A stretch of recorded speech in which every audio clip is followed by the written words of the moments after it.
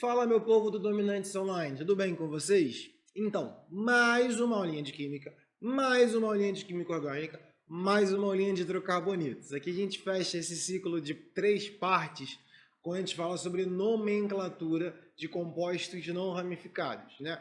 A gente viu as regras, a gente viu algumas aplicações junto com alguns conceitos de alcanos e alcenos. Aqui a gente continua falando dos alcinos. Os alcinos não ramificados vão seguir as mesmas regras que a gente viu para os alcenos, tá? Então, por exemplo, etino. O que significa etino? Et são 2 carbonos, ok? Eu já começo fazendo só uma ligação entre eles. In é porque é uma ligação tripla. Nossa, essa tripla aqui tá horrível. Peraí aqui, ó. Ligação tripla entre eles. E aí você coloca um hidrogênio para cada lado, porque é o que precisa nesse caso, tá bom? Então aqui a gente tem os etinos, os alcinos e a nomenclatura dele, que contém uma tripla. O que pode acontecer é o mesmo caso que a gente viu nos alcenos, né? É quando você tem mais de 3 carbonos e você precisa identificar. O butino, o pessoal faz isso aqui, ó. Aí vem e faz isso. Tá certo? Não. Você pode fazer essa representação? Não. Por que você não pode fazer? Porque essa bastão aqui está errada. Porque esse carbono aqui, ele não pode ter um ângulo, né? Não pode ser, pode ter um ângulo, pode, não pode ser angular. Por quê? Porque ele é um carbono de hibridização sp. Então, ou tu faz bastão assim, ou você faz, né? Vou botar até bonitinho aqui assim, ou você faz a estrutural direitinha para não ter problema lá, simplificada. Com a ligação tripla aqui fica um H, aqui não tem H, aqui tem H2 e aqui tem H3, tá? Então aqui está a fórmula do but1-ino, né? E aí repara que é um traço grandão, porque aqui tem um carbono, ó. Aqui tem um carbono, né? Esse carbonozinho aqui, ele é linear, né? Ele é SP, como a gente viu lá nas classificações de carbono, beleza? Muito igual ao que a gente já viu antes.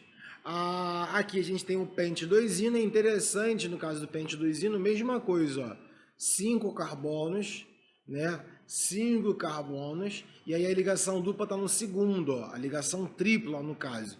Aqui se torna H3, aqui não tem hidrogênios, quando a tripla está no meio da cadeia, não tem hidrogênios. Aqui é H2, aqui é H3. E aí na hora de representar, você pode fazer até aqui, aí aqui nesse carbono, você também poderia, mas eu vou fazer assim, né? Por quê? Porque eu vou fazer a tripla aqui, ó, né? E aqui, ó, 1, 2, 3, 4, 5, né? Na verdade, estou fazendo até errado aqui, ó. Se você pensar aqui, vamos começar a construir pela tripla, que aí fica mais fácil na bastão. Aí esse carbono pode ser para cá, aí aqui assim, ó, 1, 2, 3, 4, 5. 1, 2, 3, 4, 5. Pronto. Esse pode ter curva, aqui tá ligado curvando com hidrogênios, não tem nem lógica. Tá bom? Seja mais do mesmo nesse caso. O que acontece com os alcinos, e por que eu fui fazer agora, é porque a gente também classifica os alcinos devido a essa estrutura. Existem os alcinos verdadeiros ou os alcinos falsos. O que é isso, Bruno? É quando tem ou não tem a tripla? Não, todos têm a tripla. Isso tem a ver com o meio reacional. Quando eu falar lá de reações, eu vou voltar a falar disso. Mas a gente diz um alcino verdadeiro, é aquele que apresenta o hidrogênio ligado diretamente a um carbono da tripla. Então, por exemplo, quando a tripla está na ponta da cadeia, você tem um alcino verdadeiro. Quando está no meio da sequência, é um alcino falso, tá? E aí ele tem reações diferentes dos alcinos verdadeiros, tá? Reações orgânicas. Então, esse último caso aqui é um alcino falso, enquanto esse é um alcino verdadeiro. Tem um hidrogênio aqui nele, tá? Essa é uma classificação que é bem interessante. Com ele também tem os alcadienos. Os alcadienos são 2 duplas. E aí tem algumas coisas que vocês vão ver. Por exemplo, prop é 3. Di, porque são 2. En. Se fossem 3, seria trien.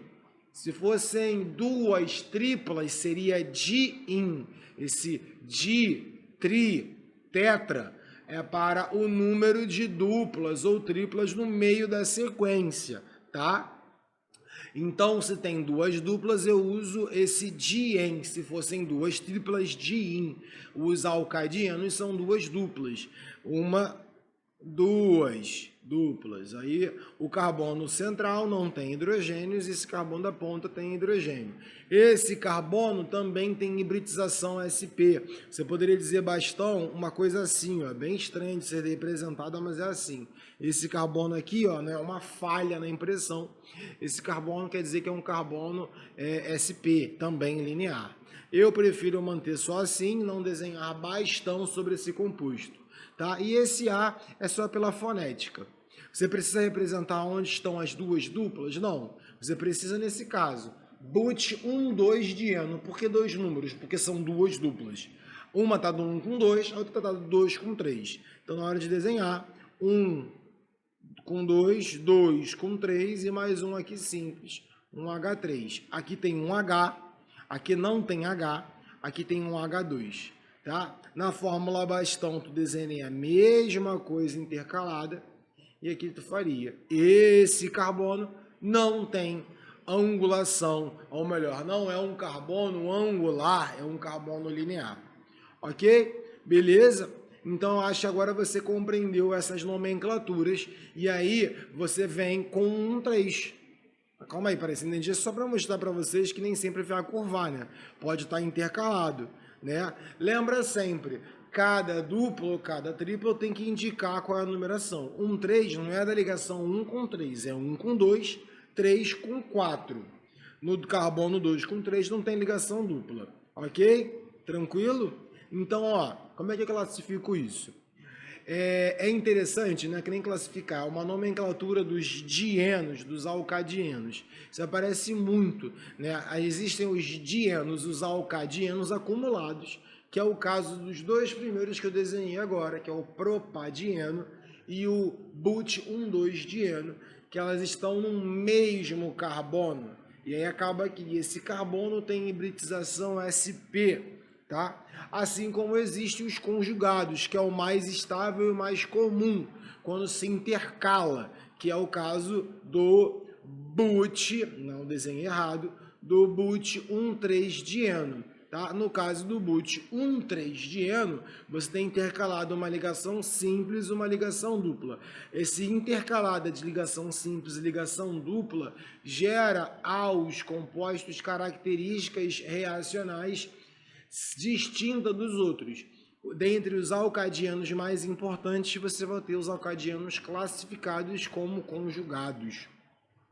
E os isolados, né? Acumulados, intercalados ou conjugados, e os isolados é porque já tem mais de uma simples entre eles, né? Se você tiver mais de uma simples, deixa eu pegar minha caneta aqui, ó.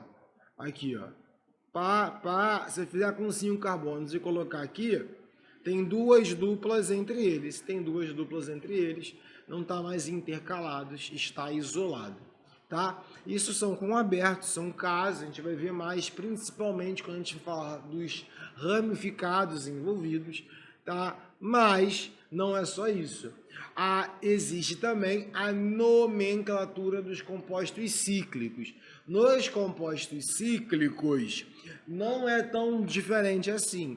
O que você vai acrescentar mais junto com o prefixo é o ciclo. Um ciclo com 4 carbonos não é um butano, vai ser um ciclo butano. Até coloquei ele como ali. Como é que vai ser? 4 carbonos em sequência. Na verdade, é um ciclo. Aí você vai pensar, 4 um quadrado. Se for 5, você vai desenhar um pentágono, né? Aí um hexágono e por aí vai, para te facilitar. Se não tem ligações duplas, só coloca H2, H2, H2.